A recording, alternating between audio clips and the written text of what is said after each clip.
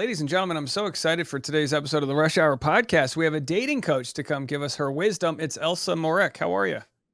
I'm great. I'm in Amsterdam right now. I know And how incredible. So, what are you like 7 hours ahead of me? 8? yeah, it is 7:02 p.m. We just got back from Rotterdam, which is about an hour from Amsterdam. We had a really fun day there and we're here for our honeymoon. So we're just doing the whole like Euro trip. That's amazing, and congrats on the honeymoon. I did. I was like, wow. I'm so but after a few days of a honeymoon, it's good to talk to someone else for a few minutes. I feel like good for the Yeah, relationship, we're right? both pretty eager to get back to work. So even though we're Yeah. still on honeymoon, we're tinkering. We're starting to tinker with work stuff. I think tinkering's good. I wanted to ask you some questions before we get into what you're doing now. What brings you into the dating world as far as a coach goes? How does one stumble into this? Yeah, stumble's a good word. I always did this for my friends in high school, and it was actually pretty much like a free side hustle, meaning it took up as much time as a side hustle, but I didn't actually get paid for it.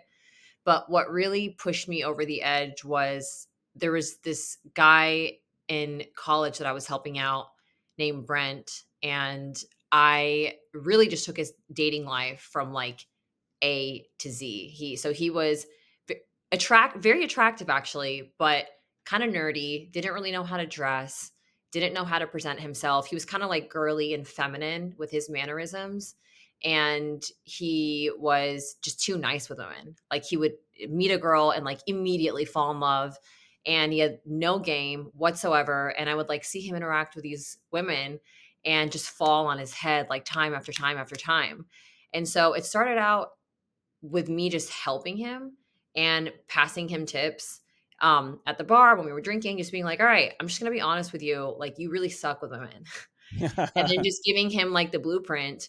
And then once it worked for him, he would like tell our other guy friends. I was kind of a tomboy in college, so I had a lot of guy friends. And word got around that this is what I do for my guy friends. I help them get women. And it, for me, it's always been really obvious what to do. But I started to notice that for other people, it's not. So when I graduated college, I was having a conversation with a friend one time, and I was telling them how frustrated I was that I couldn't find a job that I liked. And, we were just catching up about life as people do. And they were like, okay, well, what else is going on in your life? And I'm like, there's nothing else to report because my love life is always smooth. So there's nothing to talk about there. What sucks for me right now is my job. And the person I was talking to was like, well, why don't you help other people with their love lives? Because most people don't have it smooth. And for me, it was such a stupid piece of advice. Like I almost thought it was a joke because I was like, I couldn't imagine charging for that given how many people I'd helped do this for free. I thought that that's what friends did. You got together and you like, taught each other game. But I started when I like 2 years later after I'd done a bunch of other odd jobs that I hated, and I was like, "Okay, I'm actually ready to start my own business because I'm clearly unemployable." Like I cannot work for people. It just is not part of my personality. I hired a business coach, and they had me write a list of everything that I'm good at and put stars next to things that I thought people would realistically pay me for. And it was just kind of staring me in the face. I was like, this is the one thing that people have come to me for since I was in high school. I'm really good at it. It's really easy for me. And I think I just need to teach it and charge for it instead of doing it for free all the time for my friends. Yeah, and I'm always one who's totally I always say, like, if you have a skill you can bring to somebody, there's always a business there. It's kind of like a personal trainer, it might not be rocket science for the advice they give their client, but it's Right. holding them accountable and opening them up to maybe new perspectives. A lot of friends don't give their friends good advice because, I'll hear this all the time with ladies, "Oh, you're great. He was the worst. You can do better." But it's like, "Well, what did you do wrong in that relationship?" What Exactly. so like, do you see Yeah. that? Like, why is there a bigger market for men's dating advice than women? Is it because women are just better at better social creatures, or what? Well, it's interesting that you think there's a bigger market for men because I don't know. In my experience, I feel like there's so many women talking to women. I think it's rare that you find women talking to men. like women giving men dating advice, and I think it's rare that you find men giving women dating advice, but I think women need just as much help. My girlfriends are a mess, some of them. Like, luckily, I don't work with women, so now I can actually help my friends without feeling resentful that it's my job, you know?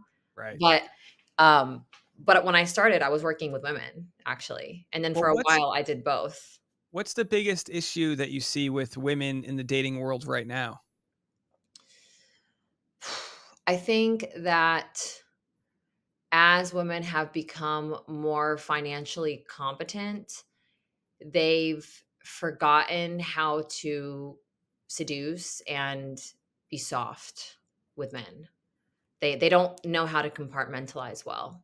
So in the workplace, they're very vocal, they're assertive, they have all these great qualities that make you successful in the marketplace.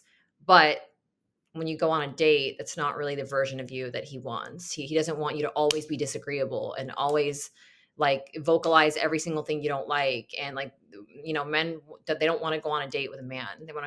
They want their opposite. They want soft, they want receptive, they want a follower. And I think it's really hard for women to just switch on and switch off. Yeah, you hear a lot of people, when when you have these conversations about generalizing what men are like and what women are like, some people might boil that down to sexist or sexism, but there is a like law of attraction that exists. Now, some men might value something, more of a, a stronger woman than others, but it really comes down to like putting yourself out there, right, and finding that match that's like you're bringing your best version of yourself to the table. And like you said, what might work in the boardroom might not work in the dating world. Yeah. And I've had situations where I've had relationships work out really great, and then others I realized in hindsight I was probably being way too passive and being too agreeable. And I think you can get along without being agreeable, right? You can be a the one thing I hear a lot from women is they want a guy who's like, tell us what we're doing on our first date. Don't ask me, don't, be so passive. Like, And is with there, men, yeah, like what do you see in men that's the biggest, I guess, struggle in today's world? yeah, I think the easiest way for me to answer that is to use client examples because they're tangible and recent in my mind.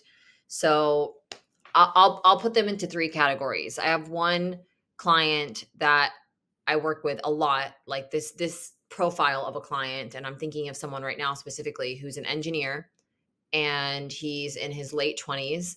He has very little dating experience. He spent most of his 20s like focused on his career, and he has a lot of social anxiety because he never really got exposed to women. He was too busy studying.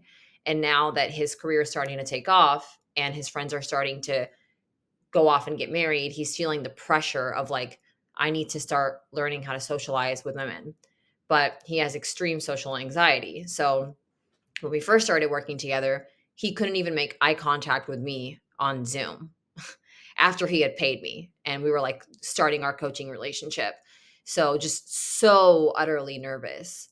And we worked together for around 6.5 months. And at around the 2.5 month mark, he was going to a bar in Austin with a few of my other clients.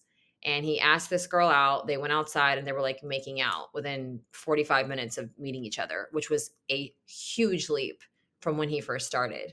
And so, in those 2.5 months, what we worked on was first and foremost increasing his objective attractiveness to women.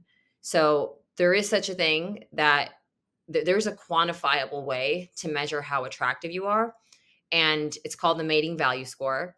It's based on mate value. You've probably heard of that before, but I've actually taken that concept of mate value and broken it down into a score made up of 5 categories. And these are 5 categories that are universally important to women, no matter where you are in the world. Women Are look, we talking physical attraction only for this? no.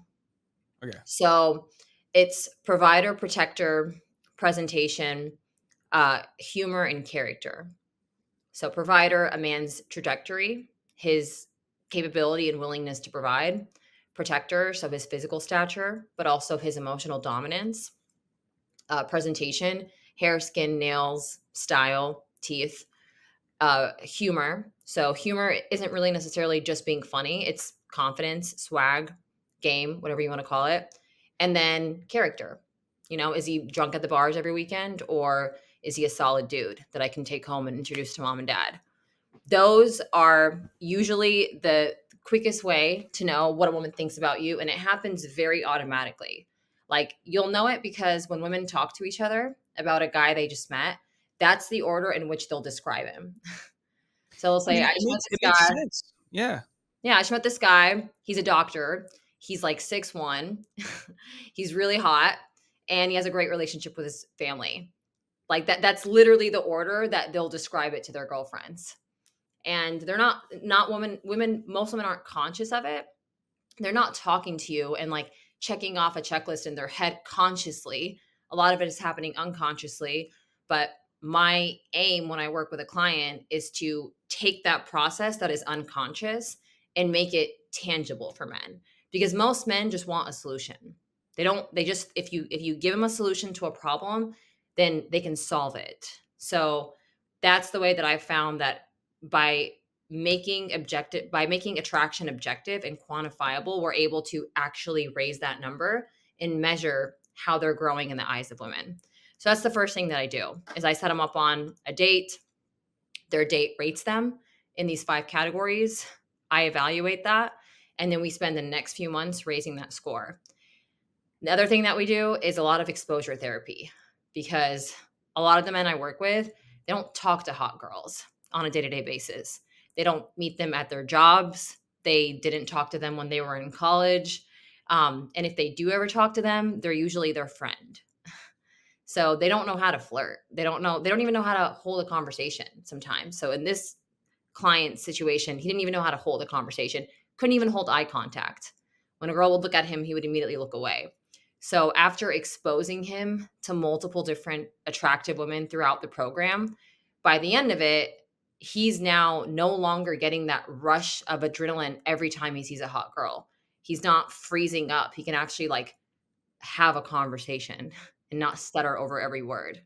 We see this, with stand-up comedy, that the audience, it's kind of like you're flirting with the audience. And if you're going to go up there with too much adrenaline, you become needy and you become wanting the audience to laugh. And then the, Exactly. the paradox is that they're not going to laugh. You have to Yeah. be willing to say, fuck you. I don't care what you think, but here's what I'm going to present. But of course, do it in a likable way. Now, I mean, that's so interesting because you talk about clear things like, hey, if someone's teeth are too yellow, you can fix that in 2 weeks. It may take a little longer to get braces or things like that, but there are a lot of things you can do. And it's not, you hear a lot of criticisms that it's like, oh, you're trying to change people, but it's really seems like you're trying to make them the best version of who they are on the inside. They might have just missed the boat for learning a lot of these social cues earlier in life. Which is changing them. And what's wrong with that? Like, like right now, if you tell me, do you want to have $10 million in the bank? Yes. Does that mean that you have to change? Yes. Does that offend you? No. Like, if I have to be someone different to have a different result. So yeah, if I suck at talking to women, I can't make eye contact, I can't flirt, my body language is insecure, then yeah, and I have like a very skinny shrimpy figure and I just don't know what I'm doing. Like, yeah, it's okay to admit that I have to change if I don't like the results that I have. If I want to be going on 2 to 3 dates a week with girls that I consider to be 8s and 9s, then I gotta change.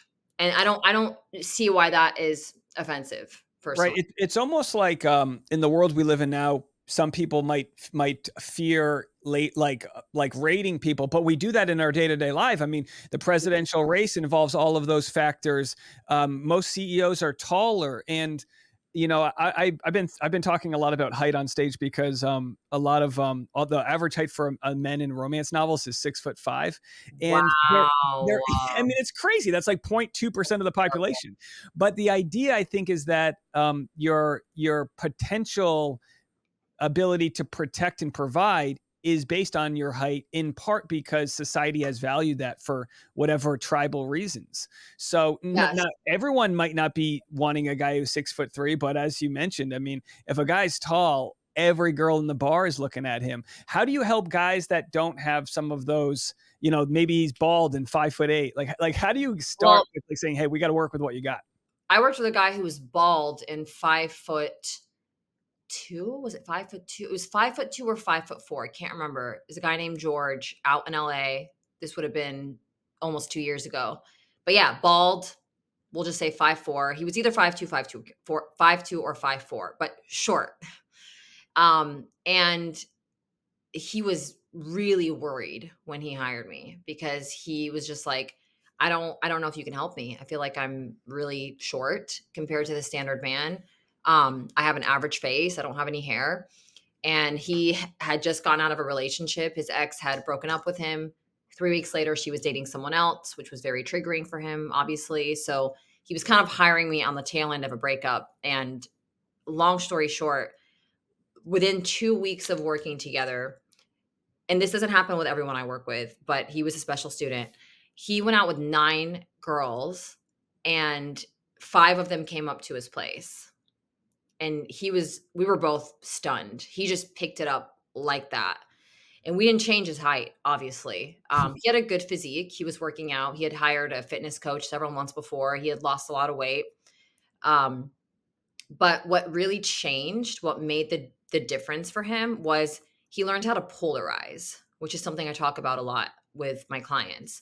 So he learned how to actually make women uncomfortable, but not in a creepy way, more in like a creating healthy tension way. So for example, I taught him how to touch women a lot sooner in interactions where she doesn't even know why, but she just feels more comfortable with him. And small touches, nothing like, all very subtle. I taught him how to disagree in a way that was organic because a lot of the men that I work with they just nod at everything. They're just constantly appeasing her. And so I taught him how to actually have an opinion and well, not really have an opinion because he already had one, but how to articulate it, how to use humor to stand out. And it worked. I mean, he was dating women who were taller than him.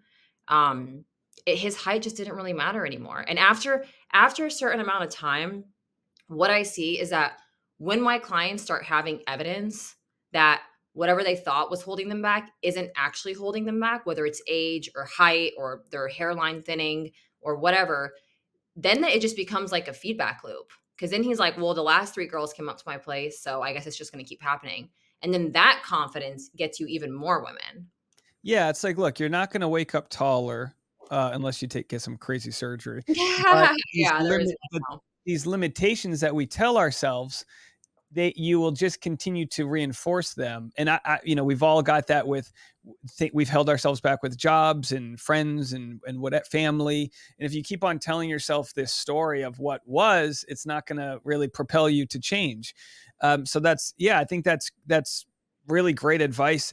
Now, in the world we live in now, a lot of people will lean on online dating. What are your thoughts on how that has hurt or helped a lot of the people that have issues out there? Lean on dating? What do you mean? Lean on online dating, as far as a Oh, lot of people online dating. will say dating's hard, but I go, well, yeah, but you're just on an app. Like, yeah, dating Yeah, I on an app. mean, what I tell my clients, so most of my clients start out using apps, and then within the first like 3.5 weeks, they'll start to ditch them. We do a lot of in-person drills, meaning I'm with them on Zoom, but they're talking to women in person, and I'm basically like whispering in their ear, telling them what to say. So, for example, they'll be at the gym and they'll see someone and they'll be like, okay, I see someone. She is really cute. She's on the treadmill. How do I play this? And then I'll just walk them through it. I'm like, is she wearing headphones? Yes. Is she not wearing headphones? No. And then we'll just kind of walk through it step by step. And then they'll actually go talk to her.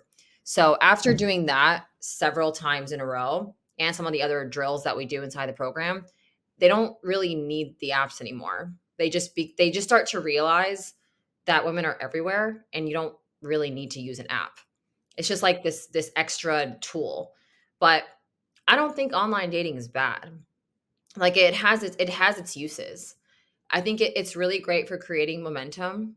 Like if you're in a new city and you don't know anyone and you just want to hop on the apps and swipe for 45 minutes and set up a few dates, like why not? You know? But I think that if your entire dating life is online and that's your only means of meeting people, I mean, we have the statistics. If you're looking for a relationship, they don't usually survive when they come from dating apps.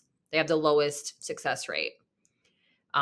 Yeah, So and to me, my theory is that with dating apps, you're really taking away a lot of charm and things that you could probably do in real life, and you're kind of because you're forced to choose between height, it's all looks based to start, and I think that unless you're a really high level looks in the looks category, you yeah, probably start off like not even getting a foot in the door. Versus true.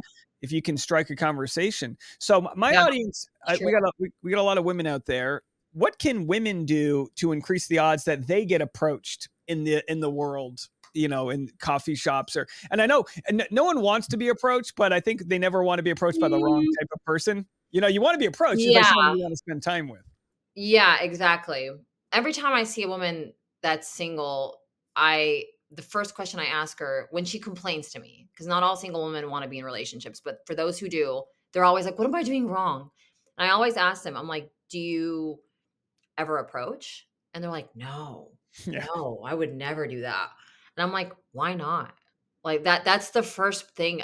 Like, why not just approach? Men are so nice and like, you will make their day.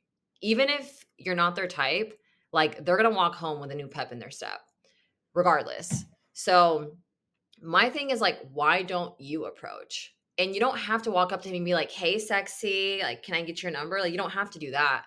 You just walk up to him and be like, "Hey there, would you mind watching my stuff while I run to the restroom?" Or, "Hey, I'm wondering, would you like" it just depends on the context, but, like, do you have you can't really ask for the time anymore. Like, back when I was in high school and I was very bold, that's one opener that I used to use. Now it doesn't really work because we all have smartphones. But you can say, like, "I don't know, my phone died. Do you have a charger?" Like, anything to just get the conversation going, or like, "Whoa, that drink looks really interesting. What is that?" It doesn't matter what you say. And just say something to get the conversation started. Most men will keep it going from that point on. And so that's the first thing I would say. Like, if I were a single woman and I would do this all over again, that's what I would be doing. I'd be approaching men. No And shame. sometimes, like, the first approach is just making eye contact and making it For clear sure, to the that too. guy, like, "Hey, I'm looking Yeah. at you." But I Smile. say approach because I think that a lot of men, especially good looking men, even if you make eye contact, that probably won't be enough. Because men, I know this because I've worked with hundreds of men now. I mean, they really do not pick up on subtle cues. And even it, like, you would have to prolong eye contact and smile for him to maybe consider it. Because most of the men I work with don't want to be seen as creepy, Yeah, no, that's I which is mean, ironic because they're I'm furthest thing from. I'm that way, yeah, where you go, "Am I being hit on? Is this?" And it's like, I've been in a relationship for a long time, so Yeah. at this point, I don't have to worry about that, but I remember in my single days kind of taking up space at a bar, being like, "All right, if I'm in the way, if I'm at least near where someone has to go to the bathroom or order a drink, I'm at least on the playing field for where conversation could happen." Versus being like, "All right, let's go get a booth in the way back." It's like, okay, well, then we're gonna have to be that much farther from the what would be an otherwise natural approach. Like, dude, nice outfit, whatever it is. So I Yeah. kind of feel like online dating in itself takes people away from that playing field, which is like if you're going like bars, restaurants, cocktail lounges, those are where people go because they are single and want to have a drink. Like you should expect that it's not a rare place. Now, like you said, approaching someone at a gym, that seems like it would be a little bit harder. Approaching someone in a spot that, they're not necessarily there because they're single. That seems like it'd be a little bit more of a But, challenge. the gym is one of my favorite place to have clients approach for so many reasons because first of all, you already know that she is into fitness, and if that's important to you, then you already have that in common. You already know that you find her attractive. There's not gonna be any surprises. You know what she looks like. Most likely, she's not gonna have makeup on, so you're getting, like, raw version of her, and if she like, my thing is I can do most of my workouts from home. So if I'm a single girl and I'm wearing this cute matching outfit and I took the time to style my hair and go to the gym with my matching water bottle and everything, like, and I'm single, why would it upset me if a guy came and talked to me? Like, unless he's interrupting me mid squat, like, why would that upset me? As long as he has high social intelligence, and if he's reading, and this is what I teach my clients, like, if you can read in her body language that she's not having it, then just exit the conversation. Just say, well, hey, I'm going to get back to my workout, but it was nice to meet you. Short and sweet. And you, like, it doesn't have to be this. And the other reason why I love it is because no one does it. Like, so many men are not doing it, so therefore if you do it, you're probably like the first guy to talk to her in months at the gym, so you just automatically stand out. Now, speaking of standing out, when you met your now husband, were you going through the 5 different, indicators with him? Or, like, did you have your, clipboard out? How did that happen? It's unconscious. That's the thing. Like, the hardest part of creating this scoring system was making the unconscious conscious. Because what happened when I was first working with men is so much of this knowledge to me is, again, just obvious. And I realized that I had to find a way to make it tangible, because men need measurable. Like, women are all about feelings. Like, how can you make me, how can you make this feel better? How can I feel more confident? Men are like, no, how do I become more attractive to girls that I like? How do I get 2, 3 dates a week? Like, how do I date hotter girls? And I had to find a way to make this tangible. So you don't have to take out a clipboard, because it's just it's happening. It's every single woman is going through this checklist in her mind without even thinking about it. And men, by the way, are doing the exact same thing. Like, when you see I mean, you're in a relationship, but like, when a single man sees a girl walking and she's got a tiny waist and big old hips and a nice booty and like big beautiful hair, like, he's not sitting there going, oh, her waist to hip ratio must be like, he's not doing all that. And then she walks up to him and they start talking, and then she smiles and he's like, damn, she's got a really nice smile. And then she says something and he realizes that she's confident and she has a good relationship with her family and she's cool and she's funny. Like, it just happens. We have this unconscious way of gravitating toward the things that we want to mate with, towards the people that we want to mate with. And so all I've done is extract that from women's brains and made it to where you can have a way to look at yourself in a way that's a little more objective than just, like, am I good looking or not? Because it goes deeper than that, especially for women. Yeah, and if you're, in the end, you're really just talking about self-improvement, and even if it's not in the dating world, it can help you, through all facets of life, professional, being, and, making friends or whatever. So I think it's a world where people are shying away from having these discussions because I don't know. We live in a world where everyone's feeling offended by everything, and I feel like it's fair to say, hey, yeah, get your heart rate up, go walk, go work out. Do the things that you can do to be the best version of yourself, and then apply them in a way that puts you in the right situation to meet someone with like-minded goals and abilities. Yeah, people don't like it. They think, I get it. We want to believe that love is just this thing that happens to you. It's just this, it's this romance, and you just get to have it because you're you. But it doesn't really work like that anywhere else. Like, you don't get to have a job just because you're you. You don't get to walk into Google and demand a job because you think you deserve it. Anything worth having in life, like, you see a house and you're like, that's my dream house. You don't get to just have it because you've decided it's your dream house. So why is it any different with a relationship? Like, you want to attract this person that you're super attracted to, that keeps you on your toes, that you laugh with, that whatever. Why do you get to just have that person in your life without being at their level? Like, it's just it's not, when we see that in public, like, when you see a very old fat dude with a very young hot chick, where does your brain immediately go? Gold digger. Exactly. So it's just, we don't, what's normal is to see two people who are more or less the same, at the same mating value score.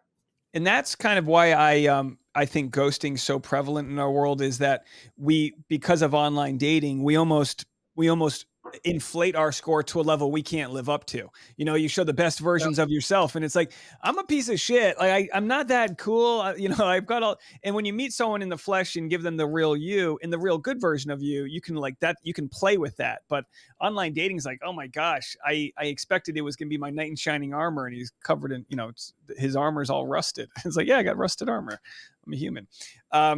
So yeah, it's, you know, it's really interesting to talk about, and I, like I said, I think it always, the topic of dating coaches and helping people learn how to date always comes with pushback, and you know, you don't see pushback from maybe a life coach to the same extent, and I think it's just a segment of helping people kind of get out of their own way. So you've written a book, right? And you have your website, elsamoreck.com. I'll post below. How else can people find you? Like what are you working on? I am really active on Instagram. So at Elsa Moreck, I took a break for the wedding and the honeymoon. I wasn't as active, but normally I post every day. And I do a lot of fun IG lives, Q&As on my story, so that's probably the best place to find me.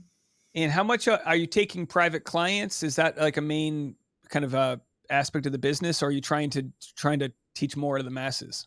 Yeah, I work with groups mostly. So we do have VIP coaching, but it's me and I have a team of women that I work with as well. So I think I mentioned earlier, we do a lot of exposure therapy. We do a lot of flirting workshops, live approach drills. They sound terrifying. They're actually super fun.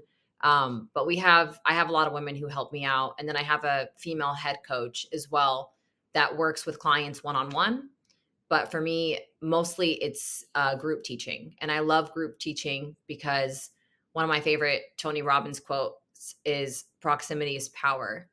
And what I found is that when you place a man in a community with other ballers, like other men who are crushing it in their career and who have this vision of being more attractive and getting more dates, like it starts to become, first of all, very like competitive, but in a healthy way. And also the guys start telling each other what's working. So like we have openers that men in the community have tested out that they'll then share with everyone else. We have like a guy will discover a new way of touching someone that feels very organic that'll share with the community. So it's really cool because I teach them, but they also teach each other.